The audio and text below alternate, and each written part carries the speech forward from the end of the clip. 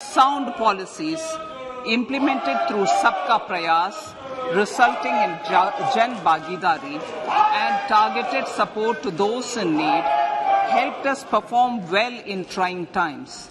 India's rising global profile is because of the several accomplishments. Unique world-class digital public infrastructure, example, Aadhaar, CoWIN and UPI. COVID vaccination drive in unparalleled scale and speed. Proactive role in frontier areas such as achieving the climate-related goals, Mission Life and National Hydrogen Mission. During the COVID-19 pandemic, we ensured that no one goes to bed hungry with a scheme to supply free food grains to over 80 crore persons for 28 months. Continuing our commitment to ensure food and nutritional security, we are implementing from 1st January 2023 a scheme to supply free food grain to all Antyodaya and priority households for the next 1 year. Under PM Garib Kalyan Anna Yojana, the entire expenditure of about 2 lakh crore will be borne by the central government. In these times of global challenges, the G20 presidency gives us a unique opportunity to strengthen India's role in the world economic order. With the theme of Vasudhaiva Kutumbakam, we are steering an ambitious, people-centric agenda to address global challenges and to facilitate sustainable economic development. The government's efforts since 2014 have ensured for all citizens a better quality of life and life of dignity. The per capita income has more than doubled to 1.97 lakh rupees. In these 9 years, the Indian economy has increased in size from being 10th to 5th largest in the world. We have significantly improved our position as well as a well-governed and innovative country with a conducive environment for business as reflected in several global indices. We have made a significant progress in many sustainable development goals. The economy has become a lot more formalized as reflected in the EPFO membership, more than doubling to 27 crore and rupees 7,400 crore digital payments of 126 lakh crore rupees through UPI in 2022. The efficient implementation of many schemes with universalization of targeted benefits has resulted in inclusive development. Some of the schemes are 11.7 crore household toilets under Swachh Bharat mission, which is achieved, 9.6 crore LPG connections under Ujjwala, 220 crore COVID vaccination of 102 crore persons, 47.8 crore PM Jan Dhan bank accounts,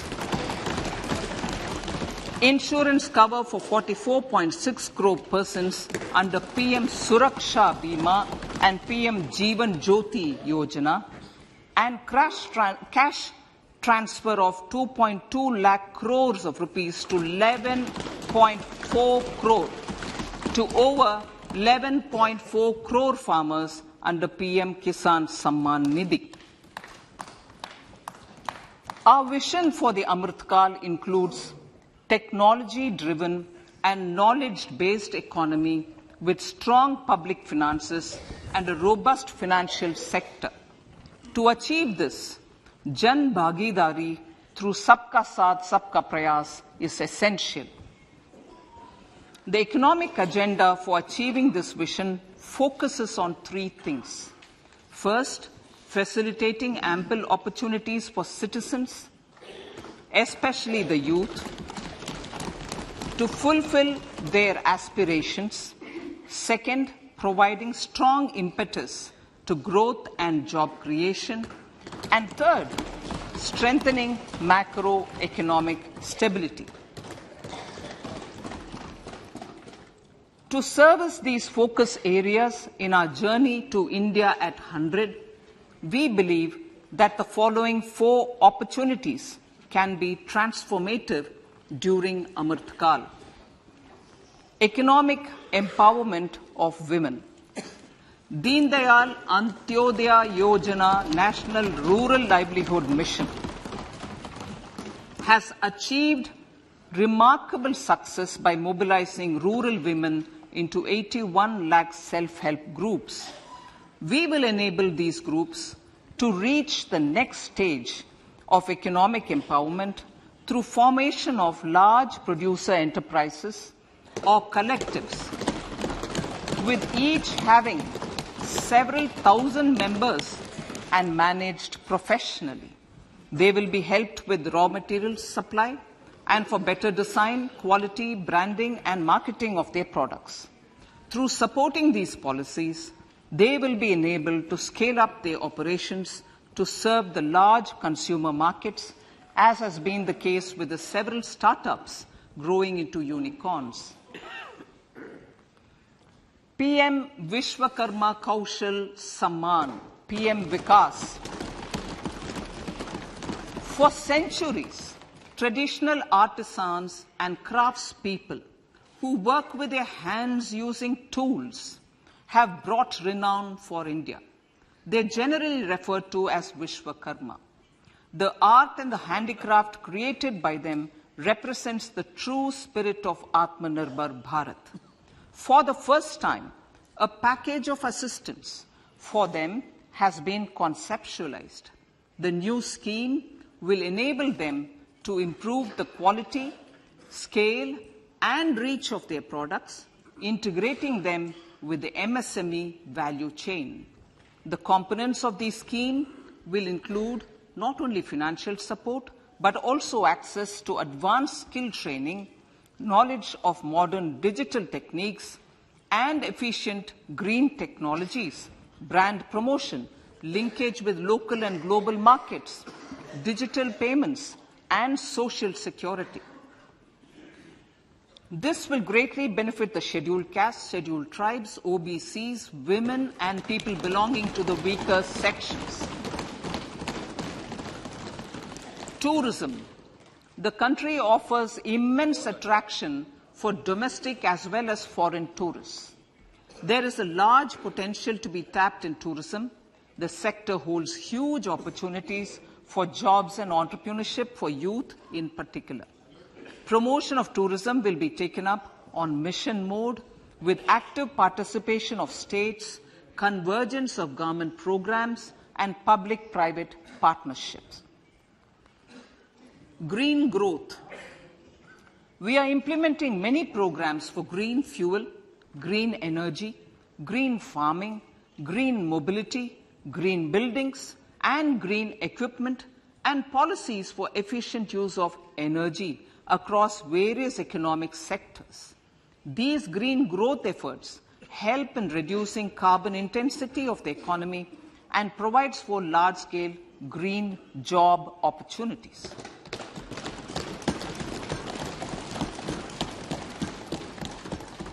Priorities of this budget. The budget adopts the following 7 priorities. They complement each other and act as the Saptarishi guiding us through the Amrit Kal. Inclusive development, reaching the last mile, infrastructure and investment, unleashing the potential, green growth, youth power, and financial sector. I now speak on the priority number 1, inclusive development.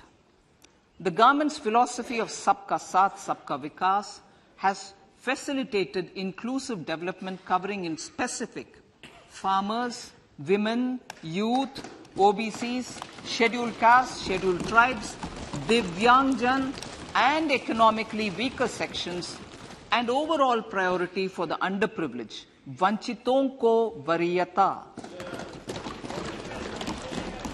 There has also been a sustained focus on Jammu Kashmir, Ladakh, and the Northeast. This budget builds on those efforts.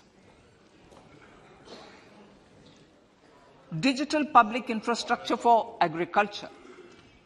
Digital public infrastructure for agriculture will be built as an open source, open standard, and interoperable public good. This will enable inclusive farmer-centric solutions through relevant information services for crop planning and health, improved access to farm inputs, credit and insurance, help for crop estimation, market intelligence, and support for growth of agri-tech industry and startups.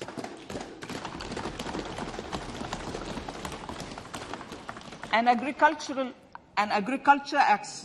accelerator fund. An agriculture accelerator fund will be set up to encourage agri-startups by young entrepreneurs in rural areas. The fund will aim at bringing innovative and affordable solutions for challenges faced by farmers. It will also bring in modern technologies to transform agricultural practices, increase productivity and profitability. To enhance the productivity of extra-long staple cotton, we will adopt a cluster-based and value chain approach through public-private partnerships. This will mean collaboration between farmers, state, and industry for input supplies, extension services, and market linkages. We will launch an Atmanirbhar Clean Plant program to boost availability of disease-free, quality planting material for high-value horticultural crops at an outlay of 2,200 crores. Global hub for millets, which are Sri Anna. India is the forefront.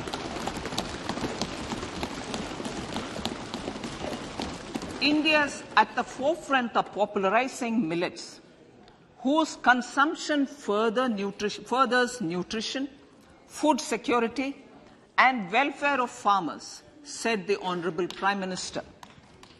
We are the largest producer and second largest exporter of Sri Anna in the world.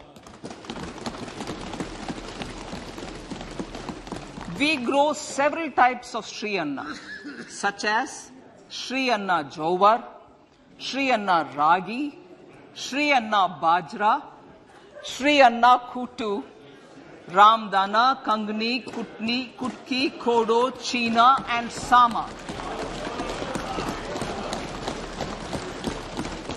These have a number of health benefits and have been an integral part of our food for centuries.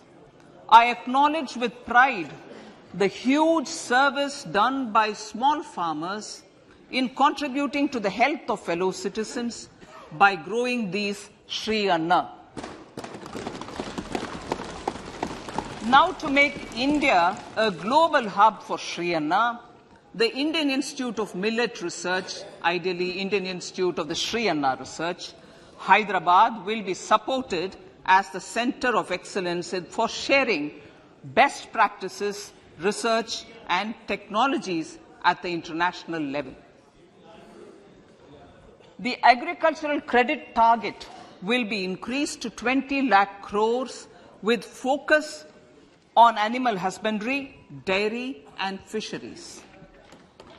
We will launch a new sub-scheme of PM Matsya Sampada Yojana, which is an existing scheme, but we'll launch a new sub-scheme with targeted investment of 6,000 crores to further enable activities of fishermen, fish vendors, and micro and small entrepreneurs, improve value chain efficiencies, and expand the market. For farmers, especially small and marginal farmers and other marginalized sections, the government is promoting cooperative-based economic development model. A new Ministry of Cooperation was formed with a mandate to realize the vision of Sahakar Se Samriddhi. To realize this vision, the government has already initiated computerization of 63,000 primary agricultural credit societies with an investment of 2,560 crores, 2,516 crores. In consultation with all the stakeholders and the states, model bylaws for PACS were formulated, enabling them to become multi-purpose PACS. A national cooperative database is being prepared for countrywide mapping of cooperative societies. With this backdrop, we will implement a plan to set up massive decentralized storage capacity.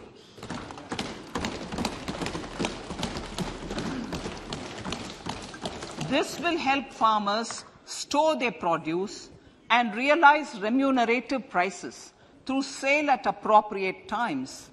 The government will also facilitate setting up of a large number of multi-purpose cooperative societies, primary fisheries societies, and dairy cooperative societies in uncovered panchayat and villages in the next 5 years.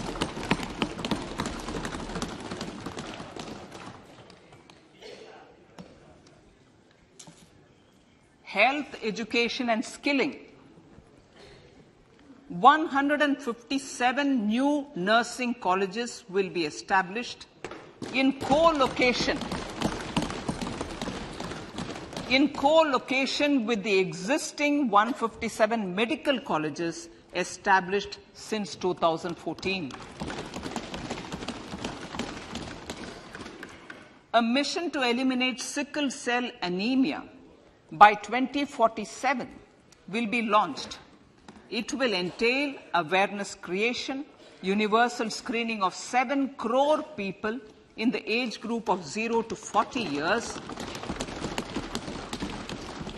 in affected tribal areas, and counseling through collaborative efforts of central ministries and state governments.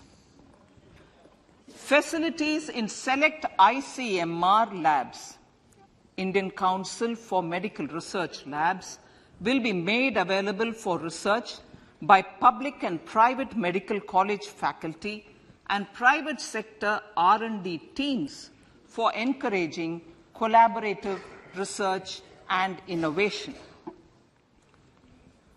A new program to promote research and innovation in pharmaceuticals will be taken up through centers of excellence. We shall also encourage industry to invest in research and development in specific priority areas. Dedicated multidisciplinary courses for medical devices will be supported in existing institutions to ensure availability of skilled manpower for futuristic medical technologies, high-end manufacturing, and research. Teachers' training. Teachers' training will be re-envisioned through innovative pedagogy, curriculum transaction, continuous professional development, dipstick surveys, and ICT implementation. The District Institute of Education and Training will be developed as vibrant institutes of excellence for this purpose.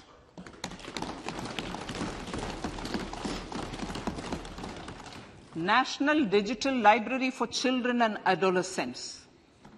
A National Digital Library for Children and Adolescents will be set up for facilitating availability of quality books across geographies, languages, genres, and levels, and device-agnostic accessibility. States will be encouraged to set up physical libraries for them at panchayat and ward levels and provide infrastructure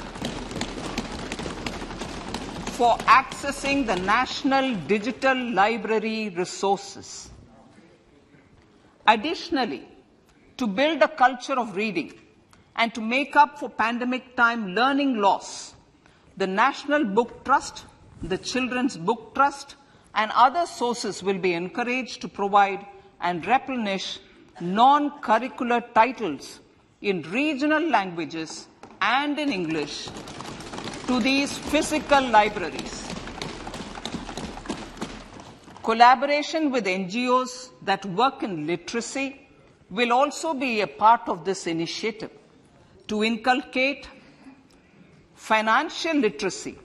Financial sector regulators and organizations will be encouraged to provide age-appropriate reading material to these libraries. I move to priority 2, reaching the last mile. Prime Minister Vajpayee's government had formed the Ministry of Tribal Affairs and the Department of Development of Northeast Region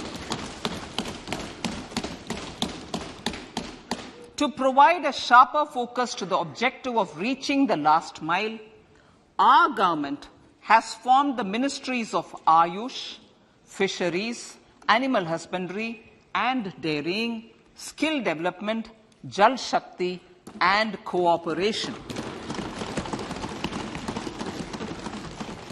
Building on the success of the Aspirational Districts program, the government has recently launched the Aspirational Blocks program, covering 500 blocks for saturation of essential government services across multiple domains such as health, nutrition, education, agriculture, water resources, financial inclusion, skill development, and basic infrastructure. Manya Speaker, Sir, Pradhan Mantri PVTG, which is Primitive Vulnerable Tribal Groups Development Mission, is being launched. To improve socio-economic conditions of the particularly vulnerable tribal groups, the PVTGs as we refer them to, Pradhan Mantri PVTG Development Mission will be launched. This will saturate PVTG families and habitations with basic facilities such as safe housing, clean drinking water and sanitation, improved access to education, health, nutrition, road and telecom connectivity, and sustainable livelihood opportunities. An amount of 15,000 crores will be made available to implement the mission in the next 3 years under the Development Action Plan for the Scheduled Tribes. Ekalavya Model Residential Schools.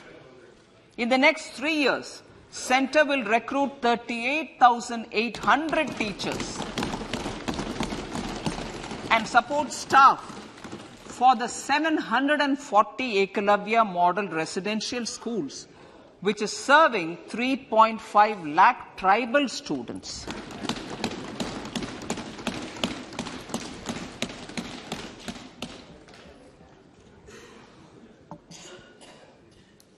In the drought-prone central regions of Karnataka, central assistance of 5,300 crore will be given to Upper Bhadra project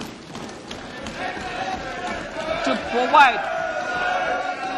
provide sustainable micro-irrigation and filling up of surface tanks for drinking water. PM Awas Yojana. The outlay for PM Awas Yojana is being enhanced by 66% to over 79,000 crores. Bharat Shared Repository of Inscriptions will be set up in a digital epigraphy museum with digitization of 1 lakh ancient inscriptions in the first stage. Support for poor prisoners. For poor persons who are in prisons and unable to afford the penalty or the bail amount, required financial support will be provided. Priority number 3, infrastructure and investment. Investments in infrastructure and productive capacity have a large multiplier impact on growth and employment. After the subdued period of the pandemic, private investments are growing again. The budget takes the lead once again to ramp up the virtuous cycle of investment and job creation. Honourable Speaker, sir, the capital investment outlay is being increased steeply for the 3rd year in a row by 33% to 10 lakh crores, which would be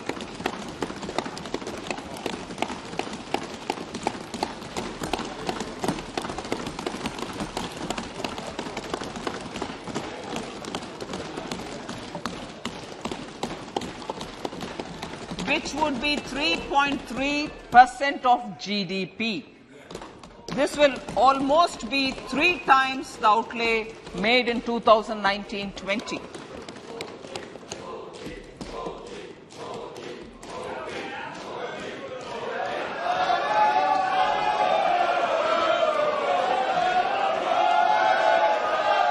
This substantial increase in recent years is central to the government's efforts to enhance growth potential and job creation, crowd in private investments, and provide a cushion against global headwinds.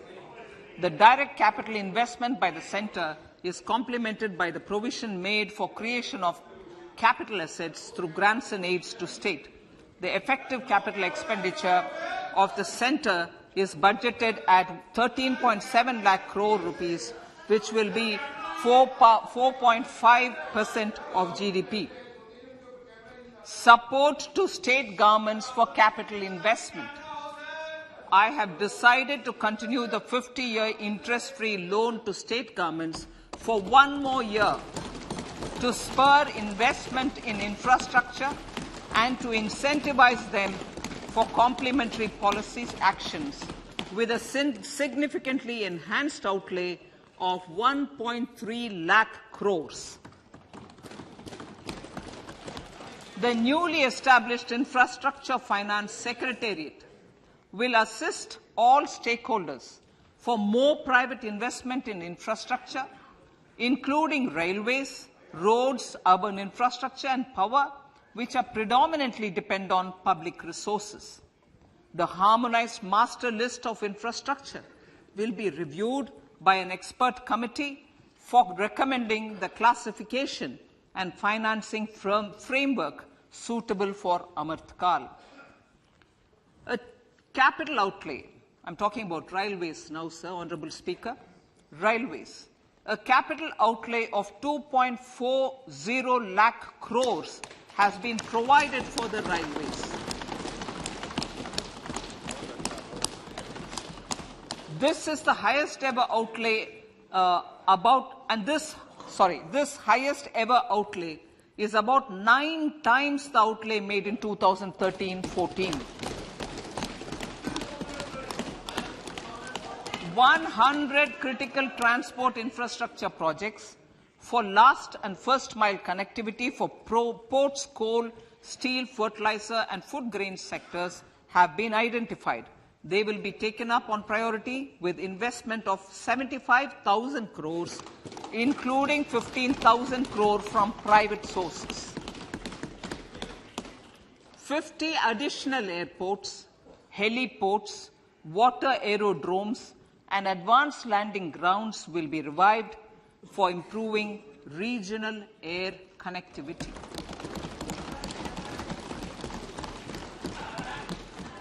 Sustainable cities for tomorrow.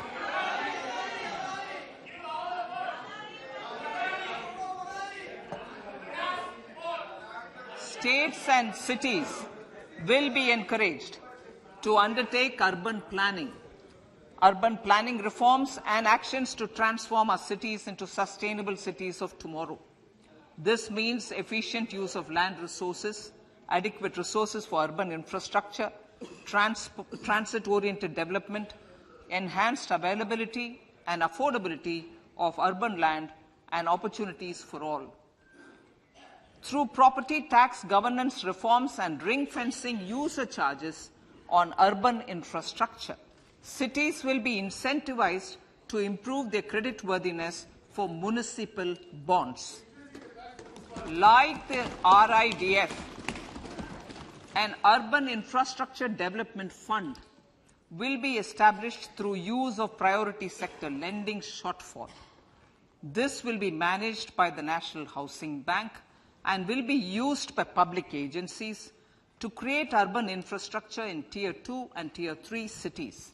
States will be encouraged to leverage resources from the grants of the 15th Finance Commission as well as existing schemes to adopt appropriate user charges while accessing the UIDF.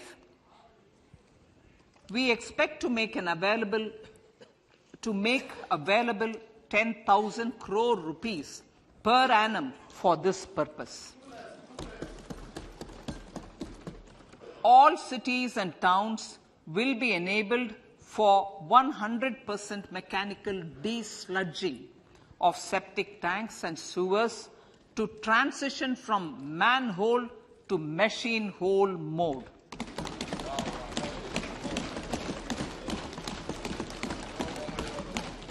Enhanced focus will be provided for scientific management of dry and wet waste. Honorable Speaker, sir, our Prime Minister had said, good governance is the key to a nation's progress.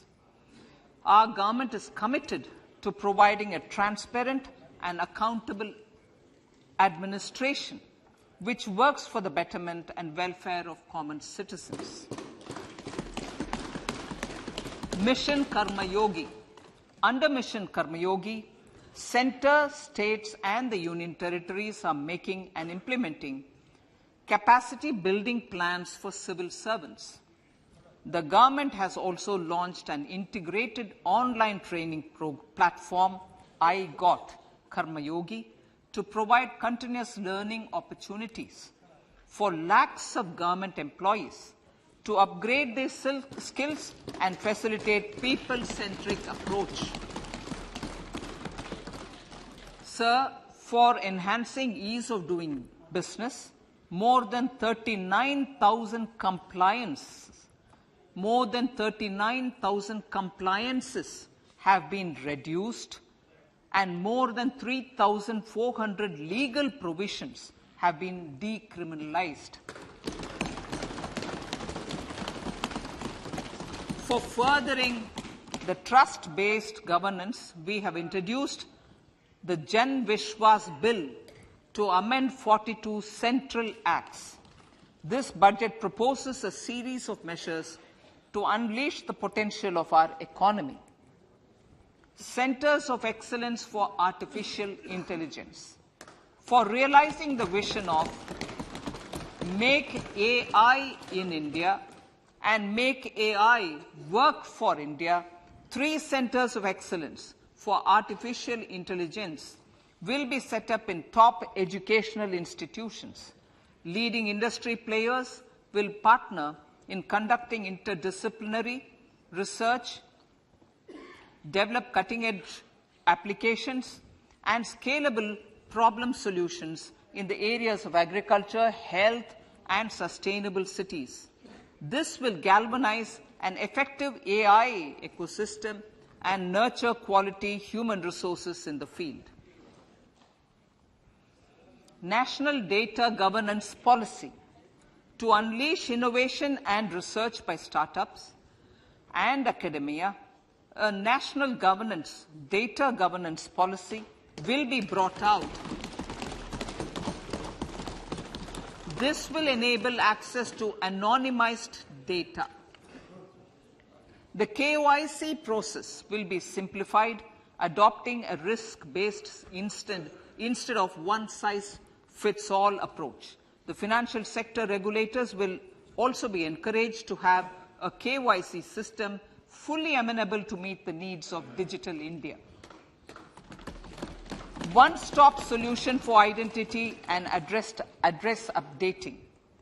A one-stop solution for reconciliation and updating of identity and address of individuals maintained by various government agencies, regulators, and regulated entities will be established using DigiLocker service and Aadhaar as foundational identity. Speaker, sir, common business identifier.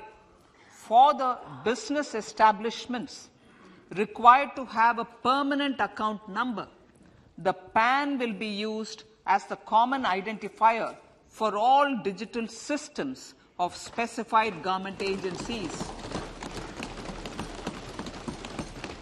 This will bring ease of doing business, and it will be facilitated through a legal mandate. For obviating the need for separate submission of same information to different government agencies, a system of unified filing process will be set up. Such filing of information or return in simplified forms on a common portal will be shared with other agencies as per the filer's choice. Vivad se Vishwas 1. Relief for MSMEs. In cases of failure by MSMEs to execute contracts during the COVID period, 95% of the forfeited amount relating to the bid or performance security will be returned to them by government and government undertakings. This will provide relief to the MSMEs. Vivad se Vishwas 2. Settling contractual disputes. To settle contractual disputes of government and government undertakings, wherein arbitral award is under challenge in a court, a voluntary settlement scheme with standardized terms will be introduced. This will be done by offering graded settlement terms depending on pendency level of the dispute. The state support mission of Niti Aayog will be continued for 3 years for our collective efforts towards national priorities. Result-based financing. To better allocate scarce resources for competing development needs, the financing of select schemes will be changed on a pilot basis from input-based to result-based. E-courts. For efficient administration of justice, Phase 3 of e-courts project will be launched with an outlay of 7,000 crores. Fintech services in India have been facilitated by our digital public infrastructure, including Aadhaar, PM Jan Dhan Yojana, Video, KYC, India Stack, and UPI. To enable more fintech innovative services, the scope of documents available in DigiLocker for individuals will be expanded. An entity DigiLocker will be set up for the use by MSMEs, large businesses, and also charitable trusts. This will be towards storing and sharing documents online securely whenever needed with various authorities, regulators, banks, and other business entities. 5G services. 100 labs for developing applications using 5G services will be set up in engineering institutions.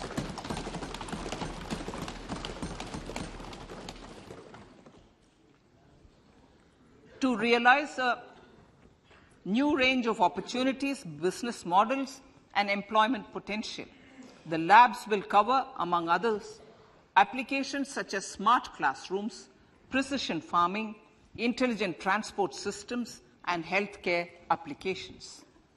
Lab-grown diamonds. Lab-grown diamonds is a technology and innovation-driven emerging sector with high employment potential.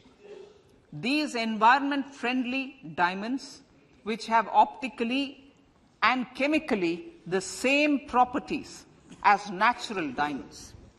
To encourage indigenous production of LGD, lab-grown diamond seeds and machines, and to reduce import dependency, a research and development grant will be provided to one of the IITs for 5 years.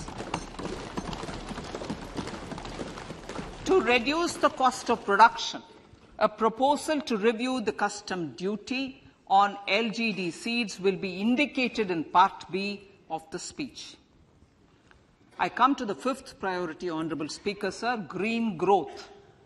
Honourable Prime Minister has given a vision for life or lifestyle for environment to spur a movement of environmentally conscious lifestyle.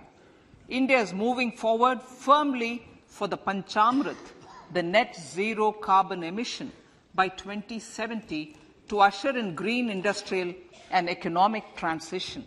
This budget builds on our focus on green growth. The recently launched National Green Hydrogen Mission, with an outlay of 19,700 crores, will facilitate transition of the economy to low carbon intensity, reduce dependence on fossil fuel imports, and make the country assume technology and market leadership in this sunrise sector. Our target is to reach an annual production of 5 MMT by 2030. Energy transition. This budget provides for 35,000 crores for priority capital investment towards energy transition and net zero objectives and energy security by Ministry of Petroleum and Natural Gas. To steer the economy on sustainable development path, battery energy storage systems with capacity of 4,000 MWh will be supported with viability gap funding. A detailed framework for pumped storage projects will also be formulated. Renewable energy evacuation. The interstate transmission system for evacuation and grid integration of 13 gigawatt renewable energy from Ladakh will be constructed with investment of 20,700 crore, including central support of 8,300 crores. Green Credit Program. For encouraging behavioral change, a green credit program will be notified under the Environment Protection Act. This will incentivize environmentally sustainable and responsive actions by companies, individuals, and local bodies, and help mobilize additional resources for such activities.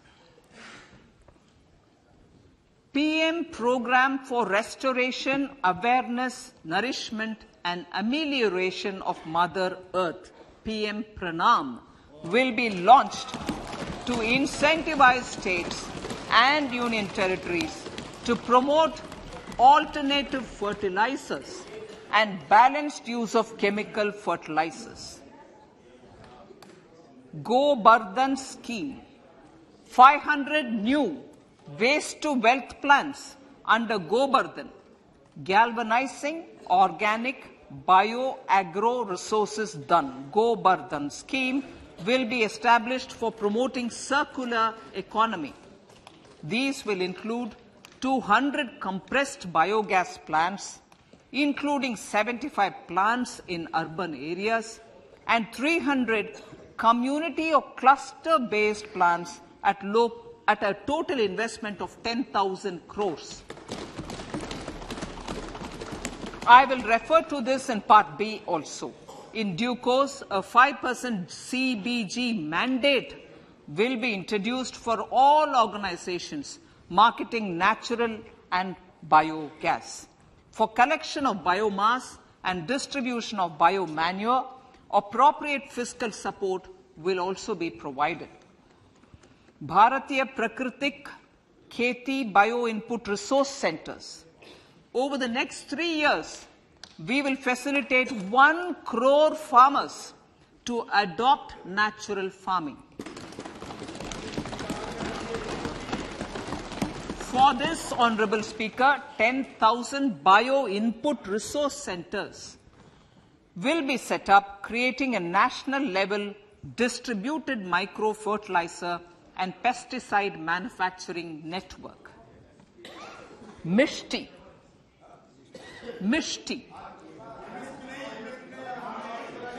Building on India's success in afforestation, mangrove initiative for shoreline habitats and tangible incomes, Mishti, will be taken up for mangrove plantation along the coastline and on salt pan lands wherever feasible through convergence between Manrega, Campa, Fund and other sources. Amrit Dharohar. Wetlands are vital ecosystems which sustain biological diversity. In his latest Man Ki Baat, the Prime Minister said, now, I quote, now the total number of Ramsar sites in our country has increased to 75, whereas before 2014, there were only 26, unquote. Local communities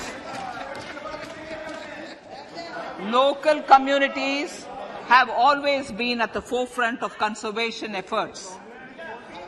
The government will promote their unique conservation values through Amrit Dharohar, a scheme that will be implemented over the next 3 years to encourage optimal use of wetlands and enhance biodiversity, carbon stock, ecotourism opportunities, and income generation for local communities. Coastal shipping. Coastal shipping will be promoted as the energy efficient and lower cost mode of transport, both for passengers and freight, through PPP mode with viability gap funding. Vehicle replacement. Vehicle replacement is an important continuing policy, replacing the old political,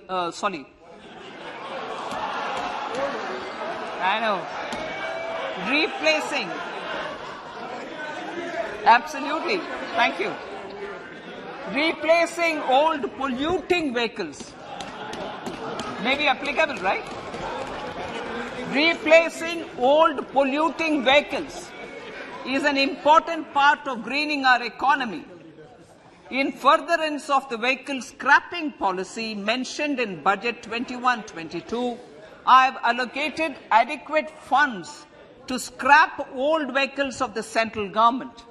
States will also be supported in replacing old vehicles and old state ambulances. Honourable Speaker, sir, I move to priority 6, youth power. To empower our youth and help the Amrit PD realize their dreams, we have formulated the National Education Policy, which is very wide in its scope, but one of the things is also to focus on skilling, adopted economic policies that facilitate job creation at scale and have supported business opportunities. Pradhan Mantri Kaushal Vikas Yojana. Pradhan Mantri Kaushal Vikas Yojana 4.0 will be launched to skill lakhs of youth within the next 3 years. On-job training, industry partnership, and alignment of courses with needs of industry will be emphasized. The scheme will also cover new age courses for Industry 4.0 like coding, AI, robotics, mechatronics, IoT, 3D printing, drones and other soft skills. To skill youth for international opportunities, 30 Skill India international centers will be set up across different states. The digital ecosystem for skilling will be further expanded with the launch of a unified Skill India digital platform for enabling demand-based formal skilling, linking with employers including MSMEs, and facilitating access to entrepreneurship schemes. To provide stipend support to 47 lakh youths in 3 years, direct benefit transfer under a pan-India national apprenticeship promotion scheme will be rolled out. Tourism. Honorable Speaker, sir, with an integrated and innovative approach, at least 50 destinations will be selected through challenge mode. In addition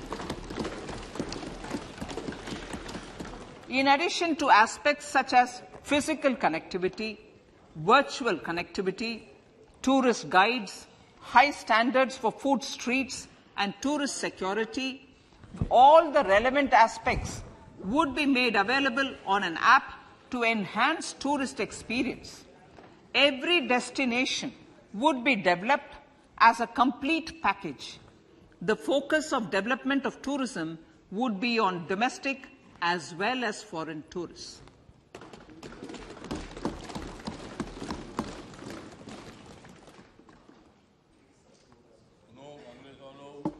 Sector-specific skilling and entrepreneurship development will be dovetailed to achieve the objectives of Dekho Apna Desh initiative. This was launched as an appeal by the Honorable Prime Minister to the middle class to prefer domestic tourism over international tourism. The integrated development of theme-based tourist circuits, the Swadesh Darshan scheme, was also launched. Under the Vibrant Villages program, tourism infrastructure and amenities will be facilitated in border villages. Unity Mall. States will be encouraged to set up a Unity Mall in their state capital or most prominent tourism center or the financial capital for promotion and sale of their one district, one product and GI products and other handicraft products, and for providing space for such products of all other states as well. Sir, priority number 7, financial sector. Our reforms in the financial sector and innovative use of technology have led to financial inclusion at scale, better and faster service delivery, ease of access to credit, and participation in financial markets. This budget proposes to further these measures. Credit guarantee for MSMEs. Last year, I proposed revamping of the credit guarantee scheme for the MSMEs. I am happy to announce that the revamped scheme will take effect from 1st April 2023 through infusion of 9,000 crores in the corpus. This will enable additional collateral-free guaranteed credit of 2 lakh crores of rupees. Further, the cost of credit will be reduced by about 1%.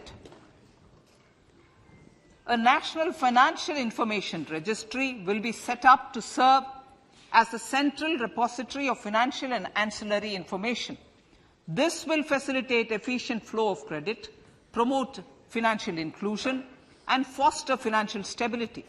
A new legislative framework will govern this credit public infrastructure and will be designed in consultation with the RBI.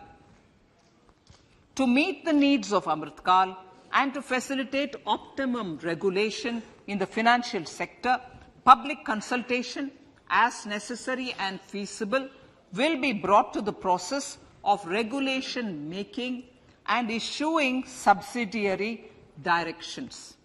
To simplify, to ease, And to reduce cost of compliance, financial sector regulators will be requested to carry out a comprehensive review of existing regulations. For this, they will consider suggestions from public and regulated entities.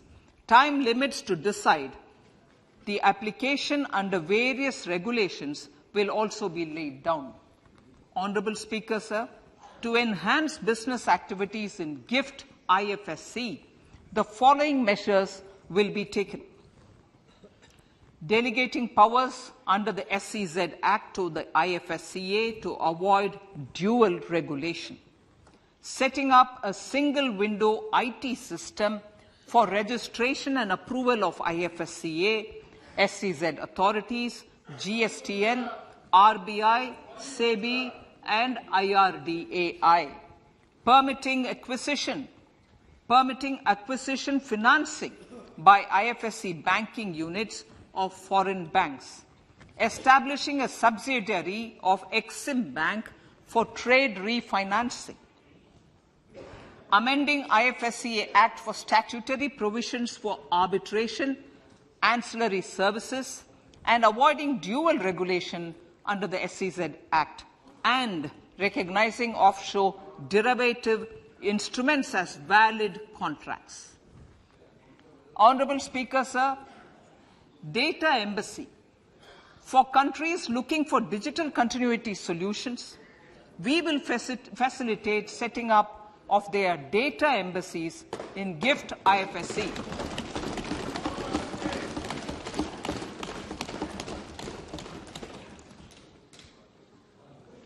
Improving governance and investor protection in banking sector.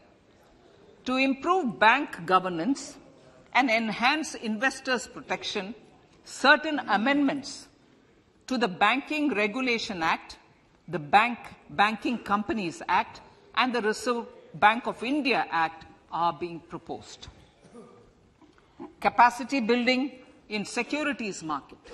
Honourable Speaker, sir, to build capacity of functionaries and professionals in the securities market, SEBI will be empowered to develop, regulate, maintain, and enforce norms and standards for education in the National Institute of Securities Markets and to recognize award of degrees, diplomas, and certificates.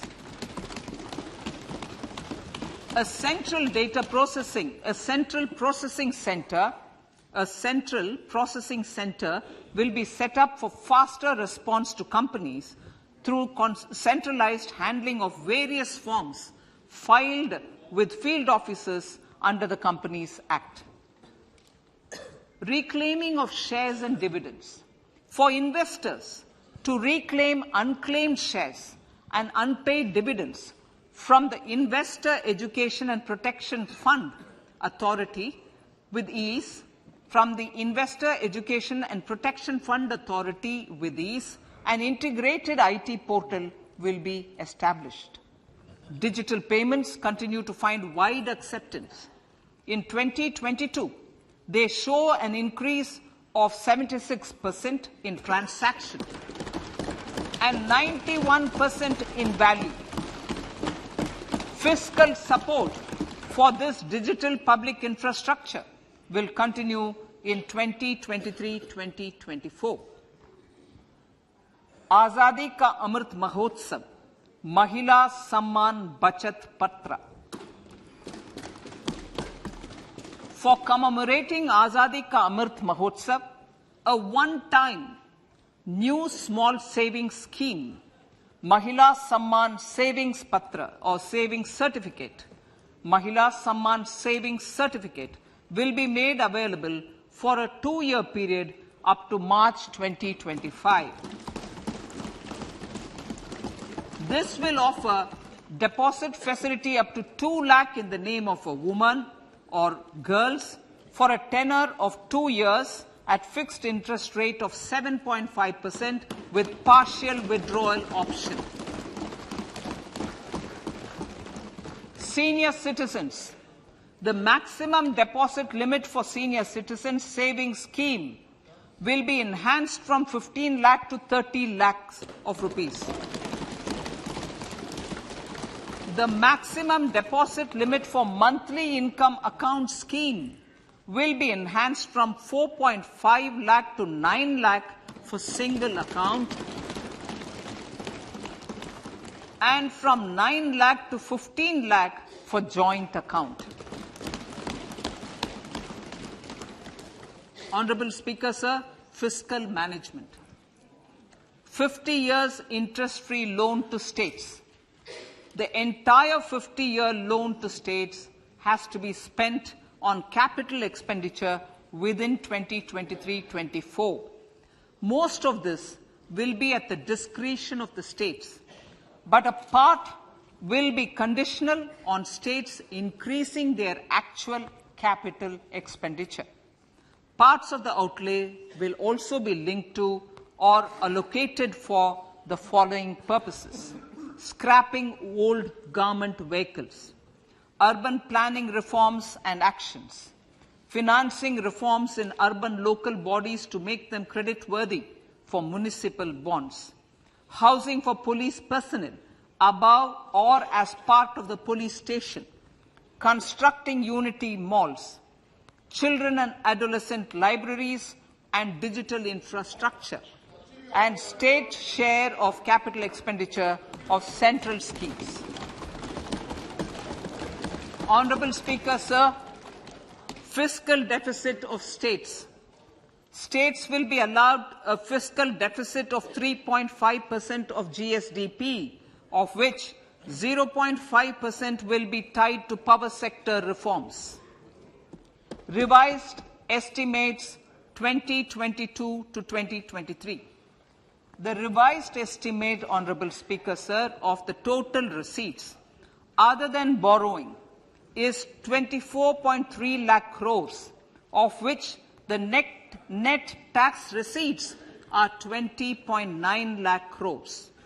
The revised estimate of the total expenditure is 41.9 lakh crores of rupees, of which the capital expenditure is about 7.3 lakh crores.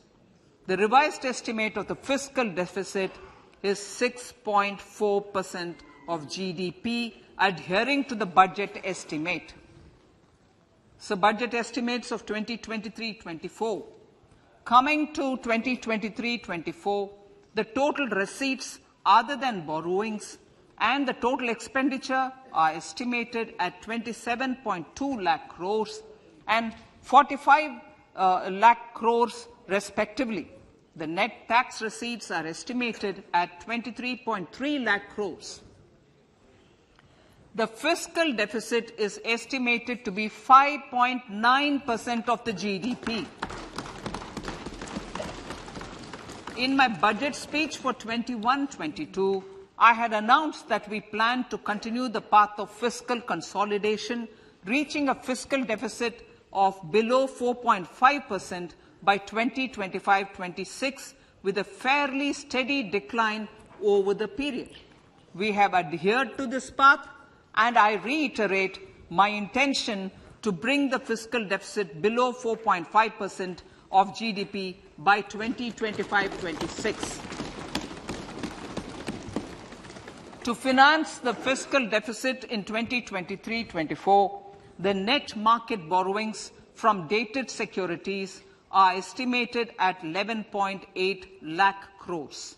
The balance financing is expected to come from small savings and other sources.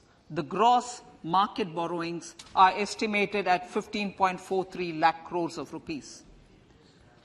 Honorable Speaker, sir, I now move to Part B.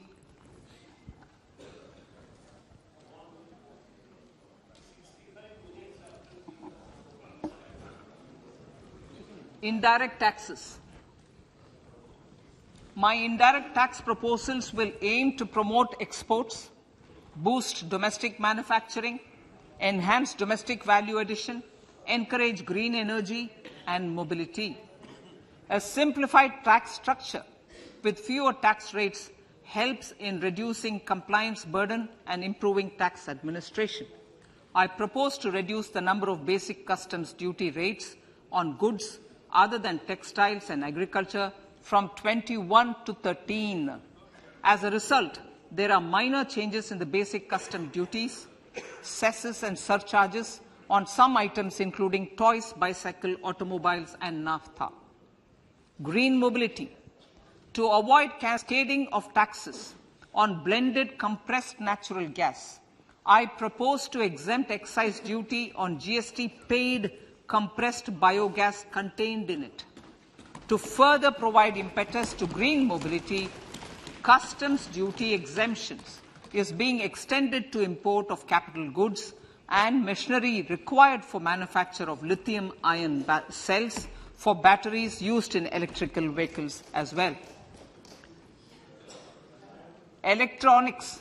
As a result of various initiatives of the government, including phased manufacturing program, mobile phone production in India has increased from 5.8 crore units valued at about 18,900 crore in 2014-15 to 31 crore units valued at 2,75,000 crore in the last financial year. To further deepen domestic value addition in manufacturing of mobile phones, I propose to provide relief to customs duty. I propose to provide relief in customs duty on import of certain parts and inputs like camera lens and continue the concessional duty on lithium-ion cells for batteries for another year. Similarly, to promote value addition in manufacture of televisions, I propose to reduce the basic customs duty on parts of open cells of TV panels to 2.5%. Electrical. To rectify inversion of duty structure and encourage manufacturing of electric kitchen chimneys, the basic custom duty on electric kitchen chimney is being increased from 7.5% to 15%, and that on heat coils for these is proposed to be reduced from 20% to 15%. Chemicals and petrochemicals. Denatured ethyl alcohol is used in chemical industry. I propose to exempt basic customs duty on it. This will also support the ethanol blending program and facilitate an endeavor for energy transition. Basic customs duty is also being reduced on acid-grade fluorospar from 5% to 2.5% to make the domestic fluorochemicals industry competitive. Further, the basic customs duty on crude glycerin for use in manufacture of epichlorohydrin is proposed to be reduced from 7.5% to 2.5%.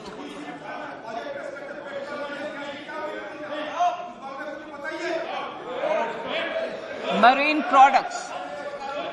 In the last financial year, marine products recorded the highest export growth, benefiting farmers in the coastal states of the country. To further enhance the export competitiveness of marine products, particularly shrimps, duty is being reduced on key inputs for domestic manufacture of shrimp feed.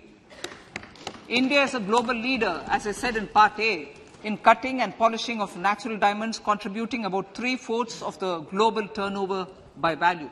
With the depletion of deposits of natural diamonds, the industry is moving towards lab-grown diamonds, and it holds huge promise. To seize this opportunity, I propose to reduce the basic customs duty on seeds used in their manufacture. Customs duties on door or doré and bars of gold and platinum were increased earlier this fiscal. I propose to increase the duties on articles made therefrom to enhance the duty differential. I also propose to increase the import duty on silver doors, bars and articles to align them with that on gold and platinum. To facilitate availability of raw materials for the steel sector, exemptions from basic custom duty on raw materials for manufacture of CRGO steel, ferrous scrap and nickel cathode is being continued. Similarly, the concessional BCD of 2.5% on copper scrap is also being continued to ensure the availability of raw materials for secondary copper producers who are mainly in the MSME sectors. Compounded rubber. The basic custom duty rate on compounded rubber is being increased from 10% to 25% or 30 kg, whichever is lower, at par with that of natural rubber other than latex, to curb circumvention of duty. Cigarettes. National calamity contingent duty on specified cigarettes was last revised 3 years ago. This is proposed to be revised upwards by about 16%. Direct taxes. I now come to my direct tax proposals. Honourable Speaker, these proposals aim to maintain continuity and stability of taxation, further simplify and rationalise various provisions to reduce the compliance burden, promote the entrepreneurial spirit, and provide tax relief to citizens. It has been constant endeavour of the Income Tax Department to improve taxpayers' services by making compliance easy and smooth. Our taxpayers portal received a maximum of 72 lakh returns in a day, processed more than 6.5 crore returns this year.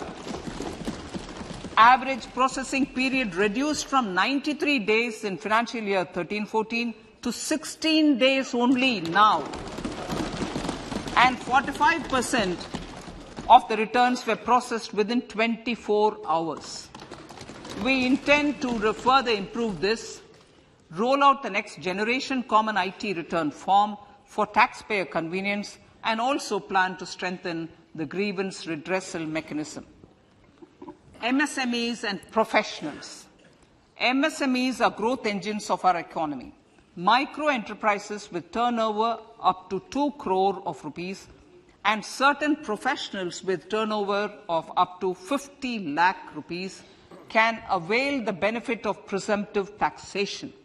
I propose to provide enhanced limits of 3 crore and 75 lakh respectively to the taxpayers whose cash receipts are no more than 5%. Whose cash receipts are no more than 5%. Moreover, to support MSMEs in timely receipt of payments, I propose to allow deduction for expenditure incurred on payments made to them only when payment is actually made. Cooperation. Cooperation is a value to be cherished. In realizing our Prime Minister's goal for Sehkar Se Samriddhi and his resolve to connect the spirit of cooperation with the spirit of Amrit Kal, in addition to the measures proposed in Part A, I have a slew of proposals for the cooperation sector. First, new cooperatives that commence manufacturing activities till 2024, 31st March, shall get the benefit of a lower tax rate of 15%, as is presently available to new manufacturing companies. Secondly, I propose to provide an opportunity to sugar cooperatives to claim payments made to sugarcane farmers for the period prior to the assessment year 2016-17 as expenditure. This is expected to provide them a relief of almost 10,000 crores. Thirdly, I am providing a higher limit of 2 lakh per member for cash deposits to loans in cash by primary agricultural cooperative societies and primary cooperative agriculture and rural development banks. I repeat that. Thirdly, I am providing a higher limit of 2 lakh per member for cash deposits to and loans in cash by primary agricultural cooperative societies and primary cooperative agricultural and rural development banks.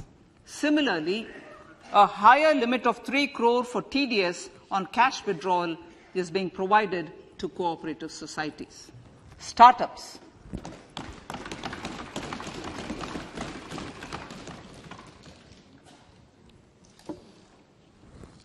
Entrepreneurship is vital for a country's economic development.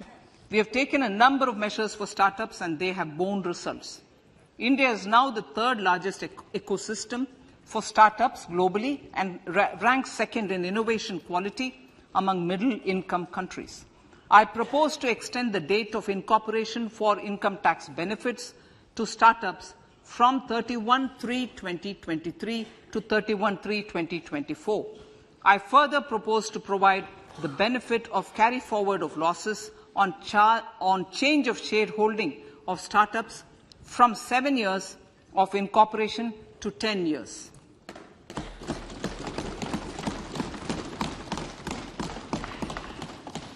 To reduce the pendency of appeals at commissioner level, I propose to deploy about 100 joint commissioners for disposal of small appeals. We shall also be more selective in taking up cases for scrutiny of returns already received this year. Better targeting of tax concessions. For better targeting of tax concessions and exemptions, I propose to cap deduction from capital gains on investment in residential house under Section 54 and Section 54F to 10 crores. Another proposal with similar intent is to limit income tax exemption from proceeds of insurance policies with very high value. Rationalization. Honourable Speaker, sir, there are a number of proposals relating to rationalization and simplification. Income of authorities, boards, and commissions set up by statutes of union or state for the purpose of housing, development of cities, towns, and villages, and regulating and developing an activity or matter is proposed to be exempted from income tax. Other major measures in this direction are removing the minimum threshold of 10,000 for TDS and clarifying taxability relating to online gaming, not treating conversion of gold into electronic gold receipts and vice versa as capital gains, reducing the TDS rate from 30% to 20% on taxable portion of EPF withdrawals in non-PAN cases, and taxation on income for market-linked debentures. Other major proposals in the Finance Bill relate to the following: extension of period of tax benefits to funds relocating to IFSC, GIFT City till 31/3/2025, decriminalization under Section 276A of the Income Tax Act, allowing carry forward of losses on strategic disinvestment, including that of IDBI Bank, and providing EEE status to Agniveer Fund. Personal income tax.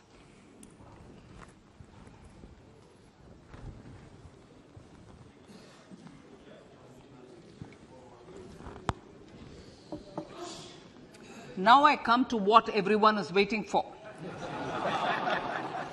Personal income tax. I have 5 major announcements to make in this regard. These primarily benefit our hard-working middle class. The first one concerns rebate. Currently, those with income up to 5 lakh do not pay any income tax in both old and new regimes. I propose to increase the rebate limit to 7 lakhs in the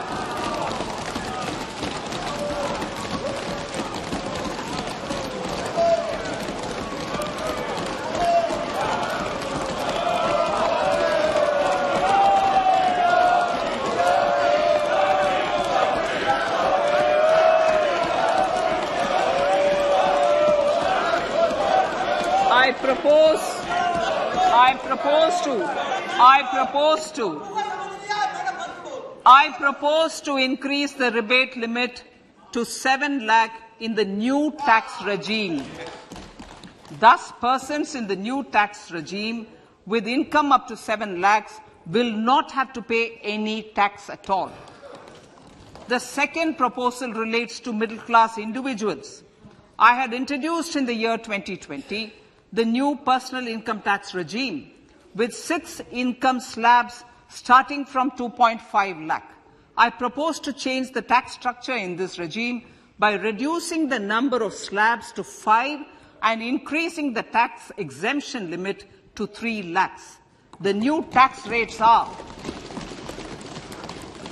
0 to 3 lakh, nil. 3 to 6 lakhs, 5%. 6 to 9 lakhs, 10%. 9 to 12 lakh, 15%. 12 to 15 lakhs, 20%. And above 15 lakhs, 30%. This will provide major relief to all taxpayers in the new regime. An individual with an annual income of 9 lakhs will be required to pay only 45,000 rupees. This is only 5% of his or her income. It is a reduction of 25% on what he or she is required to pay now.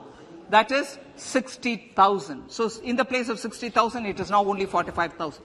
Similarly, an individual with an income of 15 lakh rupees would be required to pay only 1.5 lakh or 10% of his income or her income, a reduction of 20% from the existing liability of 1,87,500 rupees. My third proposal is for the salaried class and the pensioners, including family pensioners, for whom I propose to extend the benefit of standard deduction to the new tax regime. Each salaried person with an income of 15.5 lakh rupees or more will thus stand to benefit by 52,500 rupees. My fourth announcement in personal income tax is regarding the highest tax rate, which in our country is 42.74%. This is among the highest in the world. I propose to reduce the highest surcharge. Rate from 37% to 25% in the new tax regime.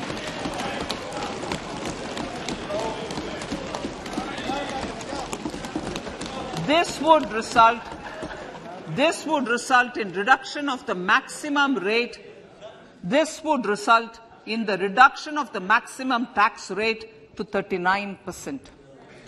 Lastly, the limit of 3 lakh rupees for tax exemption on leave encashment on retirement of non-government salaried employees was last fixed in the year 2002, when the highest basic pay in the government was only 30,000 rupees per month. In line with the increase in the government salaries, I am proposing to increase this limit to 25 lakh rupees.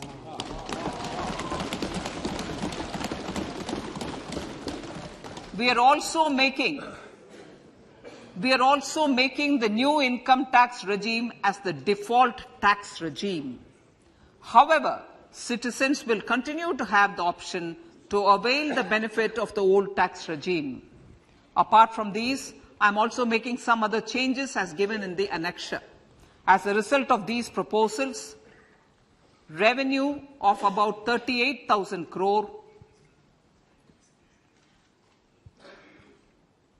to 37,000 crore in direct taxes and rupees 1,000 crore in indirect taxes will be foregone, while revenue of about 3,000 crore will be additionally mobilized. Thus, the total revenue foregone is about 35,000 crores annually. Honorable Speaker, sir, with these words, I commend the budget to this August House.